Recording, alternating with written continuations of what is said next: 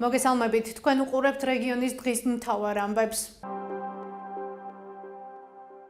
სამცხე-ჯავახეთის სახელმწიფო უნივერსიტეტი Facebook გვერდზე აქვეყნებს ინფორმაციას, სადაც სტუდენტებს და მკვლევარებს სთავაზობს ერაყის უნივერსიტეტებში სწავლას.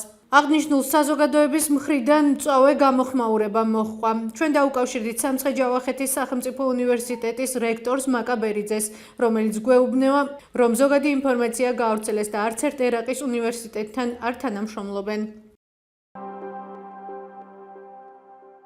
ადგილის მუნიციპალიტეტის მერიას 2021-2025 წლებში ადგილობრივ მუსიკოსებისთვის და მოცეკვავეებისთვის მუნიციპალიტეტის მიერ დაგეგმილ ღონისძიებებში მონაწილეობისთვის არც ერთი ლარი არ გადაუხდია. ამის შესახებ ინფორმაციას ადგილის მერია ჩვენს მიერ გამოთხოვილ საჯარო ინფორმაციაზე პასუხად გვწერს. რა მიზეზით ხსნის ადგილის მერია მსგავს მიდგომას? ადგილის მერიიდან ინფორმაციის მიღებას ველოდებით, მასალაც შესაბამისად განახლდება. უწყებას ჩვენ ვეკითხებოდით თუ რამდენი დაიხარჯა ადგილობრივი ბიუჯეტიდან ადგილობრივი და მოწვეული შემსრულებლებისთვის.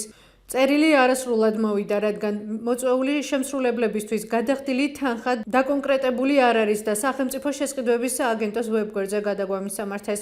ჩვენ მერიას დამატებითი კითხვებით მივმართეთ და ვთხოვეთ კანონით განსაზღვრული საჯარო ინფორმაციის მოწოდება.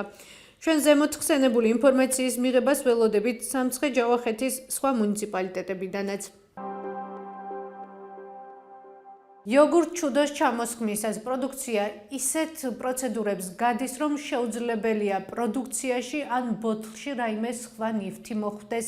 გვეუბნება ჩუდოს მწარმოებელი კომპანიის დირექტორი ნუნუ ფორჩხიძე.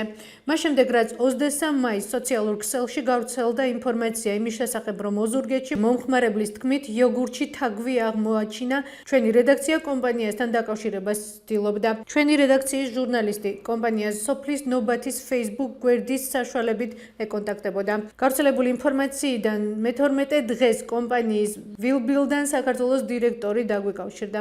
დირექტორი უარყოფს იოგურტში რაიმე უცხო სხეულის მოხვედრას და ამბობს, რომ ყველა საწარმოო ხაზს აქვს ფილტრები, სადაც შეუძლებელია განსაზღვრულზე დიდი უცხო სხეული გაატაროს. გასულ გამოშვებაში შემოგთავაზეთ დმანისის განვითარების ცენტრი. ისევ დმანისში ვრჩებით, ეხლა კი გიყვებით 30 წლის გამოცდილების მქონე ორგანიზაციის შესახებ, რომელიც შშმ პირების მიმართულებით მუშაობს. ხატავთ, ძერწავთ, გვაქვს სიმღერის გაკვეთილები, გვაქვს ასევე ფიზკულტურის გაკვეთილები, გარეთ გავდივართ და ვთამაშობთ. ბავშვებს შევუქმნით თბილი გარემო, რომ მოდიან წასვლა აღარ უნდათ და ამიტომ ვხვდებით უკვე, რომ მათთვის სასიამოვნო გარემოა და როგორც სახლში გრძნობენ თავს კომფორტულად, ისე გრძნობენ აქ. ასევე ყავს აზერბაიჯანელი ბავშვებიც. აზერბაიჯანელ ბავშვებთან გვეხმარება აზერბაიჯანელი სპეციალისტი, თუმცა ჩვენც ავითვისეთ აზერბაიჯანული ენა და ჩვენც ვახერხებთ მათთან კომუნიკაციას. არიან 6 საათით. მაგრამ ასევე გვაქვს ჯგუფური გაკვეთილებიც, რაც ძალიან მნიშვნელოვანია მათთვის. ასევე ყავს ლოგოპედი და 1 საათი დღეში, ვისაც მეტყველება უჭირს, მას ლოგოპედი უტარებს დღეში 1 საათს გაკვეთილს, 45 წუთი. ჩვენი ორგანიზაცია დაფუძნდა 1995 წელს და გახლავთ პირველი მშობელთა გაერთიანება გულისხმობს შეზღუდული შესაძლებლობის მქონე ბავშვების მშობლებს.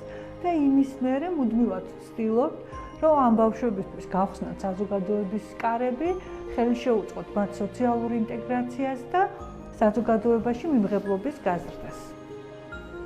ფართის გარემონტება და აღჭურვა მოხდა სენის პროექტის ფარგლებში, რომელიც მხარდაჭერილია ევროკავშირის მიერ, მინდა მადლიერებით აღვნიშნო ეს ფაქტი, ვინაიდან დონორების დახმარება საერთოდ სოციალური სფეროს განვითარებაში საკმაოდ მნიშვნელოვანია, როგორც პროგრამული და სისტემური თვალსაზრისით, ასევე მატერიალური თვალსაზრისით. ყველა ტიპის ბავშვს შეუძლია მიიღოს მომსახურება, რომელსაც აქვს სტატუსი შეზღუდული შესაძლებლობის მქონე პირის და არის 6-დან 18 წლამდე თუ აი წეგან იყო სხვა შორის კითხვა, რომ სმენის და მხედველობის დარღვევის მქონე ბავშვები ამ ეტაპზე არ ყავს, თუმცა ესეთი ბავშვი თუ იქნა აუცილებლად უზრუნველყოფთ, რომ იყოს ორიენტაცია მობილობის სპეციალისტი, ჟესტური ენის სპეციალისტი, რომ მაქსიმალურად იყოს ჩართული ეს ადამიანები და ყველა მიგრძნო სივრცე იყოს ყველასათვის.